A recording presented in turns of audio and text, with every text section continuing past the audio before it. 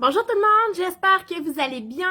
Ce soir, j'ai décidé de faire un petit vidéo, comme vous pouvez le voir, là, pas en direct parce que je pouvais pas encore cette semaine, mais je ne voulais pas vous laisser sans vidéo. Donc, j'ai décidé de faire une vidéo là, sur l'après-stérilisation. Donc, qu'est-ce que ça veut dire l'après-stérilisation? Souvent, les gens vont faire stériliser leur lapin, mais ils me demandent toujours, Myriane, après, qu'est-ce qu'il faut faire? Qu'est-ce qu'il faut guetter? Qu'est-ce qu'il ne faut pas faire?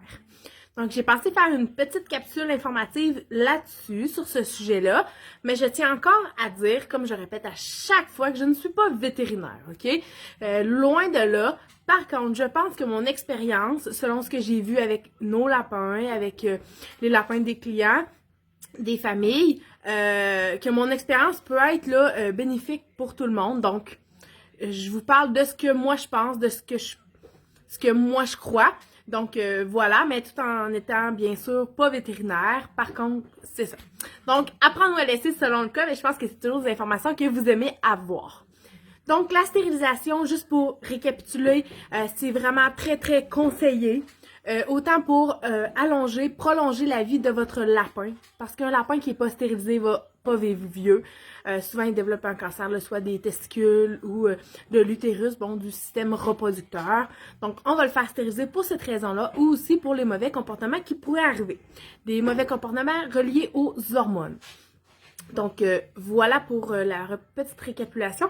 Faire attention, c'est pas tous les vétérinaires qui vont faire la stérilisation, mais maintenant, il y en a de plus en plus là, qui le font. La stérilisation va se faire vers l'âge de 6 mois. Avant ça, c'est assez rare que les vétérinaires veulent. Et même s'ils veulent, moi, j'attendrais vraiment 5-6 mois pour le faire. 3 mois, j'ai déjà vu, mais c'est trop jeune.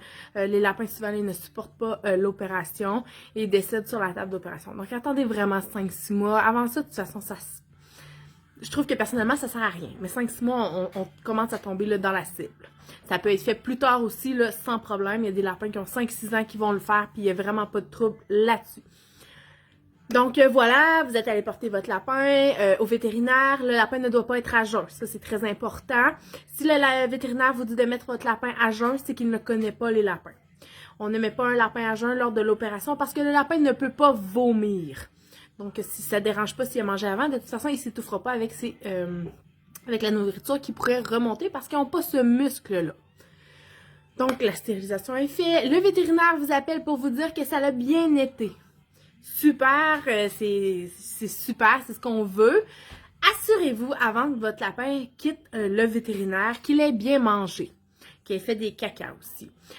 Parce que le produit pour endormir le lapin fait que ça ralentit le système digestif, il peut créer un ralentissement de transit. Donc, on veut s'assurer que son lapin, avant de partir, qu'il mange bien. Aussi, en quittant le vétérinaire, assurez-vous d'avoir des antidouleurs. C'est beaucoup plus agréable pour le lapin parce que ça reste une intervention d'avoir des antidouleurs. Comme ça va lui permettre de manger plus vite et de reprendre la forme plus rapidement. Donc, antidouleurs. Je vous conseillerais aussi de vous procurer le Critical Care. Ça, c'est une petite poudre qu'on va mélanger à l'eau et on va pouvoir faire le gavage du lapin si ça n'alimente pas tout seul. Il y a beaucoup de vitamines, de minéraux là-dedans, donc c'est super bon. Ça peut remplacer la moulée pendant un petit bout, la moulée, les légumes et autres, là, mais pendant un petit bout. Donc, ça va vraiment donner les nutriments là, que votre lapin a besoin. Donc, Critical Care antidouleur. Et s'assurer qu'il mange et qu'il s'hydrate. C'est souvent ça. Au retour à la maison, le lapin est un peu smooth, un peu endormi. On va le laisser 1 heure ou 2, mais après, il faut qu'il mange. S'il ne mange pas, là, ça va être le gavage qui va embarquer parce que sinon, ça va juste être de pire en pire. Hein? Son état, il ne mange pas, il a moins de force, il y a du ballonnement. On connaît la suite. Donc, assurez-vous que le lapin, il s'hydrate très bien et qu'il mange très bien et qu'il fait des beaux cacas. C'est sûr que les cacas peuvent être plus petits, c'est normal. Hein? Il y a eu un petit ralentissement de transit, mais il n'y a rien de stressant là-dedans s'il s'alimente. Par la suite aussi, hein, on va le laisser le plus tranquille possible. S'il y a des maisons à plusieurs étages, hein, un étage pour pas qu'il saute. Si c'est une femelle là, qui ouvre sa cicatrice, hein, on laisse ça tranquille pour une bonne semaine, 10 jours, souvent que les vétérinaires vont dire, puis après ils vont pouvoir reprendre là, les activités. Vous allez voir que votre lapin va revenir à lui-même là, au fur et à mesure. Donc c'est pas mal ça. J'espère que ça peut vous aider parce que j'ai souvent les questions là-dessus. Ah, Myriane, mon lapin revient de la stérilisation, qu'est-ce que je fais? Donc, j'espère vraiment que cette vidéo-là a pu vous aider. Comme toujours, là, on reste disponible là, pour répondre à vos questions.